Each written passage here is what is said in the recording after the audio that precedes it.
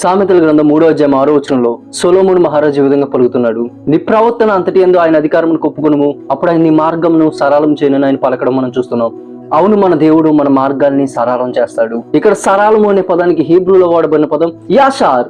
యాషార్ అనే పదానికి ఉన్న అర్థాలు ఏంటంటే సరళము, తిన్నని, మేలైన. అవును, ఎప్పుడైతే మనల్ని మనం దేవుని అధికారానికి అప్పగించుకుంటామో ఆయన మన మార్గాల్ని సరళం చేస్తాడు. ఆయన వాటిని తిన్ననైన వాటిగా చేస్తాడు. ఆయన వాటిని మనకు మేలైన వాటిగా చేస్తాడు. మనం చూడగలుగుతాం 5వ కీర్తనలో దావీదు దేవునికి ప్రార్థిస్తూ నీ మార్గమును నాకు స్పష్టంగా కనుపరచమని అతడు దేవుణ్ణి వేడుకుంటాడు. దావీదుకు దేవుడు తన మార్గాన్ని చూపించి అతను ఒక ఉన్నతమైన స్థలంలో దేవుడు నిలబెట్టాడు. ఆ మార్గంలో దావీదు ఎన్నో కష్టాలు పడినప్పటికీ తుదకు దావీదును దేవుడు ఒక ఉన్నత స్థానంలో ఉంచాడు. ఈరోజు మన ప్రవర్తన అనేది మనం దేవుని అధికారాన్ని ఒప్పుకోగలిగితే ఆయన మన త్రోవల్ని మేలైన వాటిగా చేస్తాడు.